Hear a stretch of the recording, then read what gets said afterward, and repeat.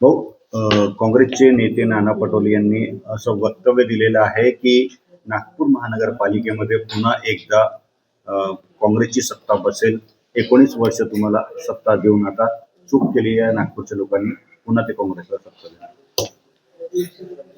नाना पटोलेंनी आपलं भंडाराच पाहावं. त्यांची काय गती विधानसभेमध्ये तिच्या मतदारांनी केली आहे त्याच्यावरच त्यांनी आत्मचिंतन अगर केलं तर मला वाटतं येणाऱ्या विधानसभेच्या निवडणुकीमध्ये बहुतेक त्यांना काहीतरी फायदा होऊ शकते. नाही तर भंडारा पूर्ण घसरलेला आहे. ते स्वतः 208 मतांनी निवडून आलेले आहे आणि म्हणून नागपूरची चिंता त्यांनी करू नये. आमच्या नेतृत्वाने देवेंद्र फडणवीस आणि गडकरी साहेबांनी मिळून या संपूर्ण विदर्भाच्या नागपूरचं इतकं डेव्हलपमेंट केलं आहे का जनता सिर्फ 15 तारखेची वाट पाहत आहे. आज सगळ्यांनी नागपूर शहराला पाहिलाय. काँग्रेसच्या राज्यामध्ये नागपूर शहर हे 50 वर्ष अंधकारमय होतं. एकही रुपयाचे कामं नाही झाले, प्रोजेक्ट सुद्धा आले नाही. लेकिन या 8-10 वर्षामध्ये नागपूर शहराचं चित्र बदललेलं आहे. तुम्ही नागपूर शहराच्या कोणत्याही भागामध्ये ज्या फार मोठ्या प्रमाणात डेव्हलपमेंट झालेले आहे आणि म्हणून नानाभाऊ पटोलेले नागपूरचं काम माहीत नाही. माहीत असेल तरी ते डोळा झाकणा करून काहीतरी बोलायचं म्हणून ते बोलतात. परंतु त्यांनी चिंता करू नये. आपली स्वतः काँग्रेस त्यांनी सांभाळावी. सीटा मागच्या वेळेस किती आल्या होत्या ना, आता 10 बी ते क्रॉस केले तर मी त्यांचे अभिनंदन करेल. परंतु नागपूर महानगरपालिकेमध्ये लोक मतदाता हे बीजेपीने केलेल्या विकासच्या मुद्द्यावरच ठप्पा मारणार आहे, बटन दाबणार आहे आणि महानगरपालिकेमध्ये भारतीय जनता पक्षाची सत्ता ही 100% येईल.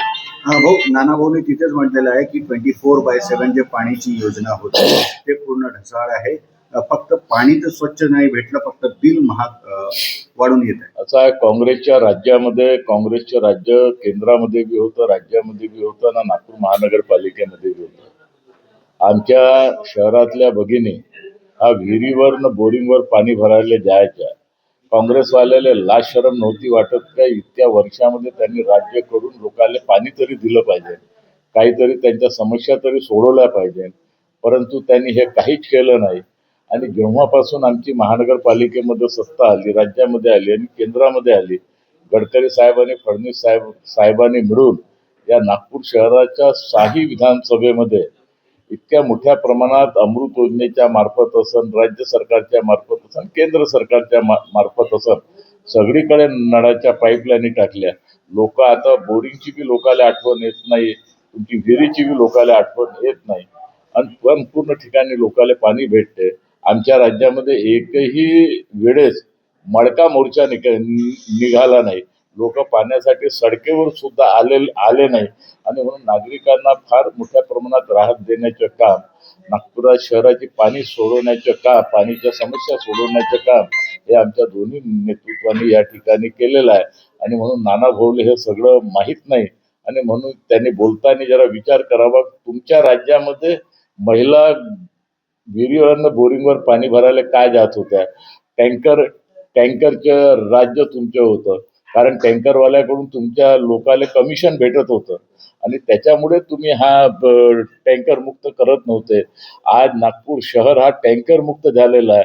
आमच्या पूर्व नागपूर हा टँकर मुक्त झालेला आहे आणि म्हणून नानाभाऊंनी बोलताना आपला मानसिकतेचा त्यांनी परिचय दिला का असंच मला या ठिकाणी वाटते. कारण त्यांना ते अध्यक्ष होते, काँग्रेसचे अध्यक्ष होते, विधानसभेचे बी अध्यक्ष होते.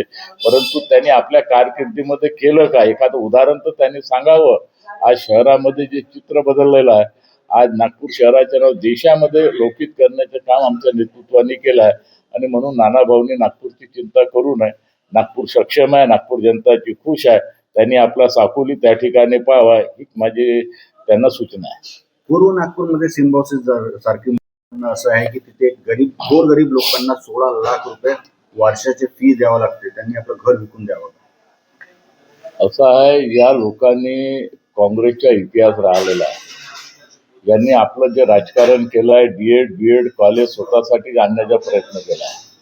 आज तुम्ही पहा, महाराष्ट्रामध्ये असेल किंवा नागपूर शहरामध्ये आज नागपूर शहर एज्युकेशन हब झालेला आहे. आमच्या पूर्व नागपूर एज्युकेशन हब झालेला आहे.